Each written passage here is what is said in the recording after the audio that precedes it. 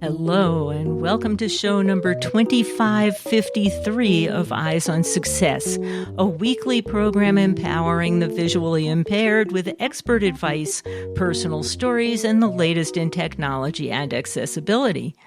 I'm Nancy Goodman Torpey. And I'm Pete Torpey.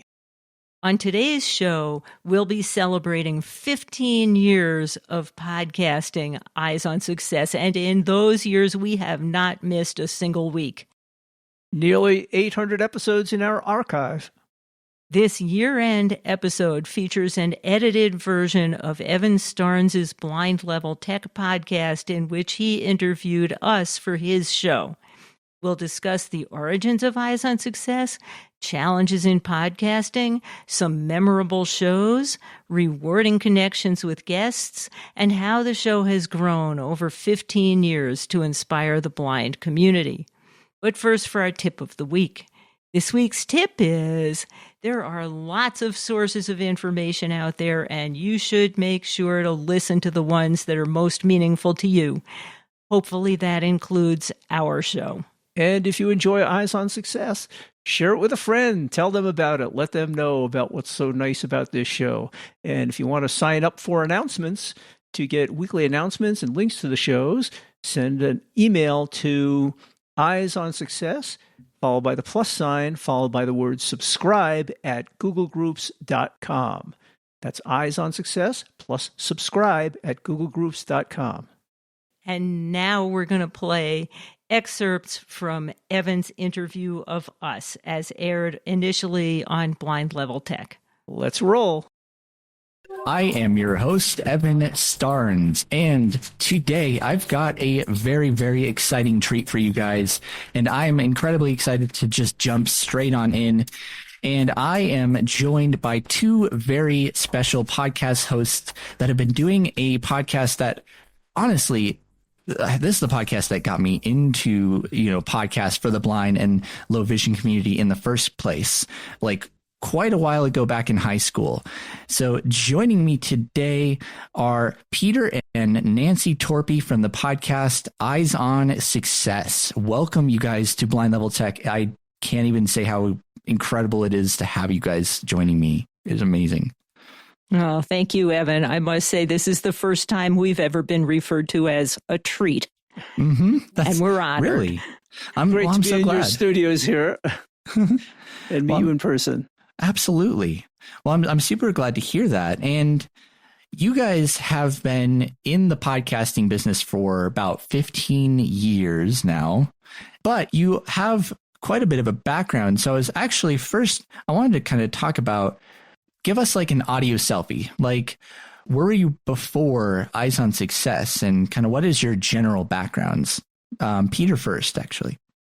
We actually grew up on Long Island, about 20 miles from each other, but never met until we were working for Xerox in upstate New York, in Rochester. And we were both research scientists there. And that's where we met. That's awesome. When did you guys move over to Colorado? I guess 8 years ago now. It took me a while to convince Nancy to move up here. Once we retired from Xerox and wanted to do things during the day, we found out just how cloudy and cold it was during the winters in Rochester. We're looking for more sunny places where you can enjoy the weather, be outdoors more. And we had often vacationed in the Southwest, in New Mexico, Arizona, and we happened to find Golden, Colorado, because our son had a job out here. Like everybody else, I too fell in love with Colorado, but I was very reluctant to leave all our friends. We'd been in the Rochester area for several decades by then, and we had our whole lives there, and I was reluctant to leave that. But eventually Pete talked me into moving here, and we've made new friends and, gotten a new one of everything else, a piano tuner, a hairdresser, and it's been really great. That's awesome. I think, leaving your friends is always the toughest part. That's why I haven't moved. All my friends and family are here. Couldn't imagine. And it's funny because right when you guys moved to Colorado is when I discovered your podcast. My mobility instructor was saying, hey, check out these Peter and Nancy Torpey, Eyes on Success. They actually just moved here to Colorado and are living here now. So that was that was actually about when I discovered your podcast. And transitioning to the podcast itself, for those who haven't heard of Eyes on Success, how did it first come to be? It was originally called Viewpoints, or like in the first place. Well, Pete and I are sitting in your recording studio where the volunteers for Aftersight sit. Well, it started originally, we volunteered to answer the phones during the fund drive at the local NPR affiliate. And then one of the people there who runs the FM station also ran their radio reading service. And I wound up being a volunteer at the radio reading service. So this is sort of like Old Home Week, except the equipment's changed in the last 15 years or so. And then she said, hey, between you, you know a lot about technology. You both speak well. Why don't you start your own podcast? And so we thought about that pretty hard, and eventually we did. And we never thought we'd have enough ideas to do more than 6 or 12 shows or so, but just figured, well, what the heck, we'll just try it. And it was fun. And we just kept on going. It grew from there. And eventually, after a year or two, we went out on our own because it's so easy and inexpensive to have your own home studio these days and produce your own shows. And the thing with the name was we originally called it Viewpoints. We thought that was a great name. But we learned about a year and a half in that there was some other weekly radio show called Viewpoints that, like, they talked about politics. It had nothing to do with blindness and access tech, but they had trademarked or copyrighted the name Viewpoints. And so we contacted them and we're like, we're just this little 2-bit operation. We're doing good things for people with blindness. And is it okay if we keep using the name? And they said no. So then we needed a new name. And then thus Eyes on Success came to be. Well, yeah, but by then we knew that we needed a URL for the website. We needed names for Facebook and Twitter and, on and on and on. And it had to not be trademarked by anybody else yet. So it took a while to find a name that was okay that hadn't already been used. Oh, we went through probably 100 names, and we wanted to represent what the show was about, make it seem kind of upbeat. And we figured Eyes on Success was a good thing because that's really what the show is about. That blind people, they can be successful. And we wanted to share those stories of blind people doing successful things, overcoming odds. And that's what the show became. And hard as we had tried to find a name that was not in use, it turns out we didn't check on rap songs. Somebody had recently recorded a rap song called Eyes on Success, and there was a little bit of confusion about that, but that's kind of gone away, and we're cool with it now. That's good. It's a cool, abbreviation too, EOS. Well, it turns out that the initials of Eyes on Success, EOS, spell the name of the Greek goddess of the dawn, which adds to the uplifting message that we're trying to convey with the show.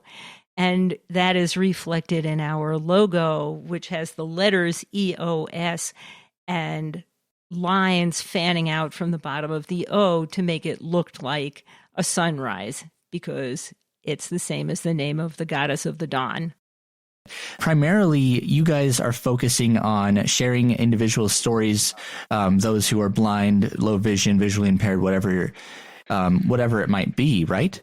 Yeah, and that's really what the show is about. And it's kind of our way of giving back after we retired. I've been blind since birth, although I had some sight when I was younger. I don't have any now. But I had a very successful career as a blind research physicist. We both have PhDs in physics. And so the idea was, if you're blind, you don't have to be out on the street selling pencils. So we found people around the world who were doing all kinds of things, even though they were blind, between running marathons, having great professional careers in science and law. And we wanted to share those stories and tell people, look, you may feel like you're down in the dumps now and things are impossible, but other people have overcome these odds. It's not such a bad thing. The grass is always greener on the other side, pretty much. Yes. Kind of thing.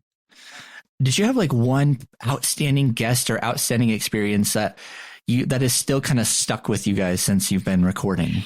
Well, I'd like to take a try at that one. You know, we've talked to so many wonderful people, and they have all been so generous with their time, and we really appreciate it. But I think one of the most fun and exciting shows we did was when we got Jim Fruchterman and Dean Blasey and Ted Henter on the line at the same time. And they were the people who, for anyone who didn't know, had, you know, really done groundbreaking work on Braille displays and optical character recognition and putting together the JAWS screen reader. And they hadn't seen each other in years. And so it was just really exciting. Yeah, it was kind of a reunion for them and just kind of fun to get them all together. That's so cool, though, that you like just so happen to be able to get everybody together and kind of reunite through the podcast. That's amazing. Yeah. And I think that's a beautiful thing about podcasting in general is this, you know, yes, you can have your own podcast, your friend can have their podcast or whatever. But when you guys actually talk on each other's podcasts and cross promote, it's just such a good way to spread the word about your show and also just information and get listeners on board. Well, and as Nancy said, people are so generous with their time. The hardest part sometimes is getting beyond their people. They have these people kind of protecting them. You got to contact the PR person first. And, you know, they're not so interested in some little podcast someplace. But once the actual guest we're interested in finds out about it, it's like, of course I want to talk to them. Absolutely.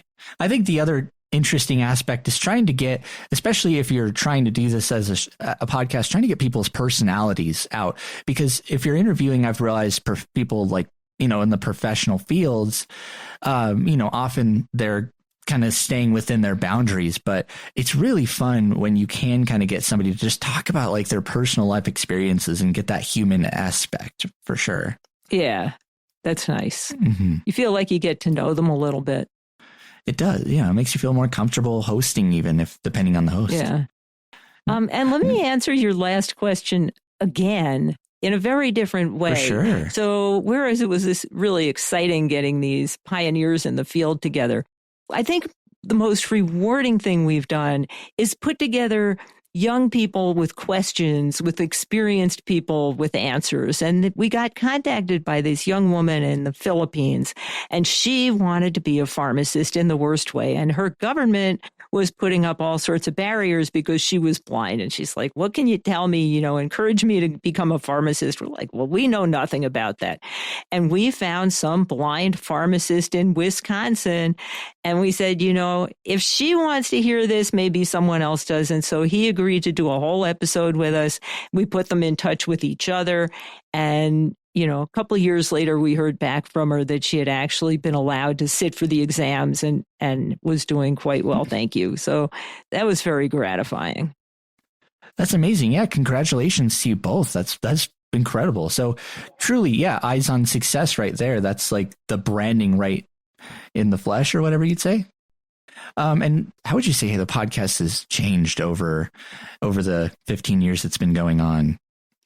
When we first started at the radio reading service in Rochester, we were doing a show where we discussed various topics for like 3 or 4 minutes each throughout the show.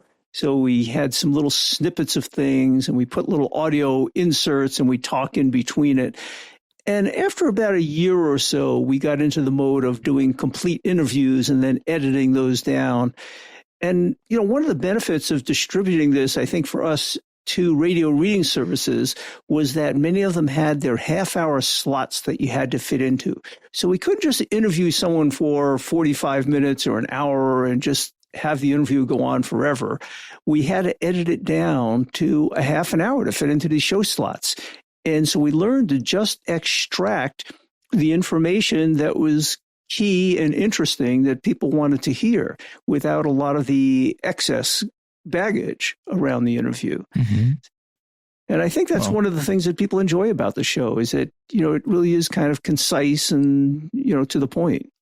Yeah, cut and dry. When we get down to doing the final edit, every once in a while, the show will still be running a minute too long.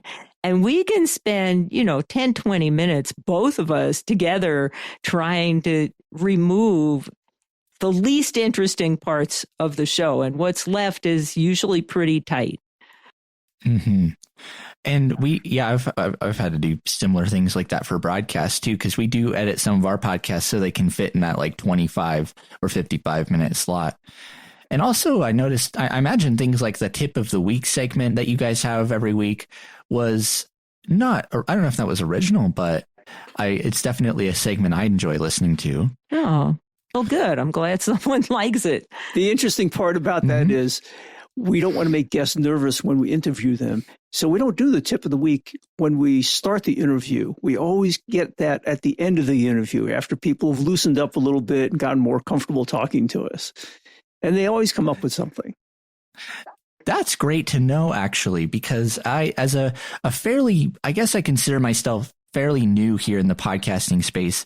One of my things has been trying to get people to, be more relaxed and really embrace the conversational vibe, pretend that we're just having a cup of coffee together and not, it's still a podcast, but it's a conversation. This might have already answered one of the questions I've got, but what's like, honestly, the biggest hurdle that you guys have had to overcome as podcasters? Well, at the beginning, nobody knew who we were. And when we tried to find a guest to appear on the show, we'd contact somebody out of the blue and they'd just blow us off. But that kind of overcame itself as we've been doing the show longer and longer and more people know who we are now. It's great. I mean, sometimes people will contact us. Hey, I know so-and-so who's doing something interesting, whether it's a career or a product or a hobby or whatever. I think you should have so-and-so on your show. And this works great because then they're all happy to begin with. Sometimes we'll contact someone out of the blue and we start by describing the show. They're like, oh, I know who you are. I've been listening for years. I'd be honored.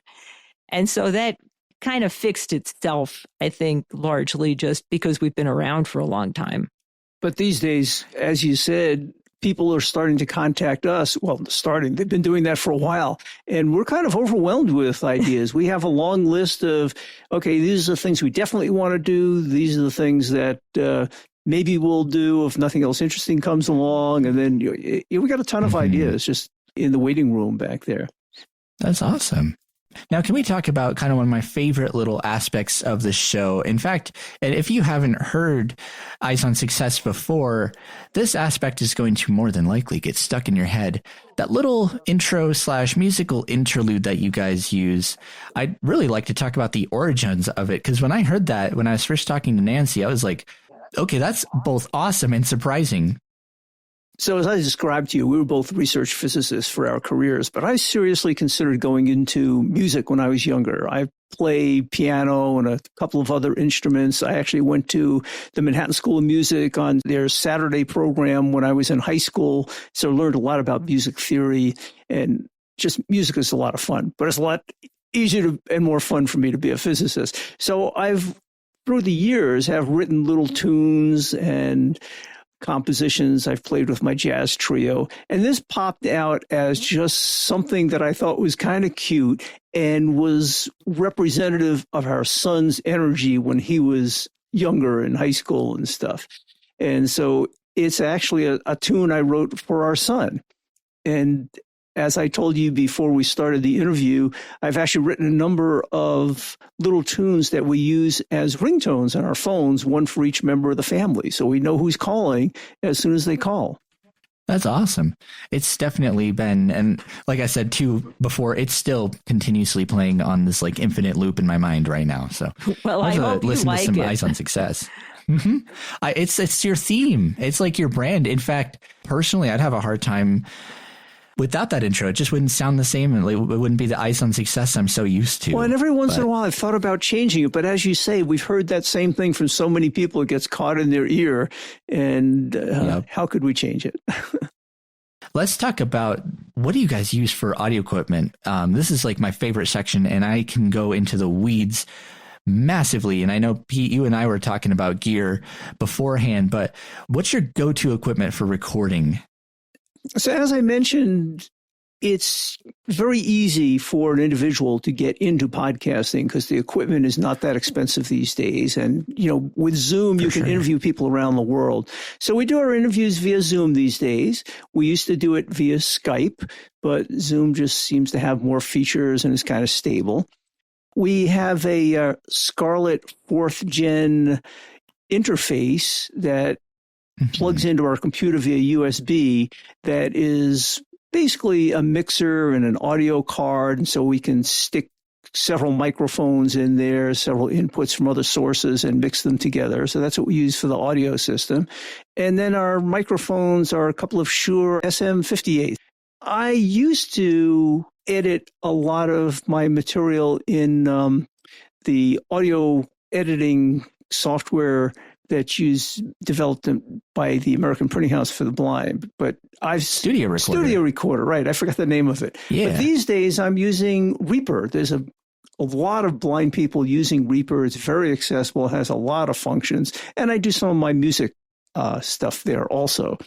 In the editing process, we pass the audio content back and forth and back and forth. And like Pete said, he uses Reaper, and I use Reaper for some aspects of what I do with the program, but I do the fine-tuning editing on the conversation using Audacity. Hey, nice. That's what I'm using. I've used that for years, and it's always nice when you talk to other podcasters that use that, because you always assume there's these there's Pro Tools and Ableton Live that are like really, really nice software. They're like crazy expensive, but the amount of stuff that you can, similar to recording equipment, the amount of stuff that you can get done with a simple free open source audio editor, or even something like Reaper that's not really that expensive to get. Once you get set up with Osara, it's pretty inexpensive to get started in podcasting nowadays, which I think is pretty awesome.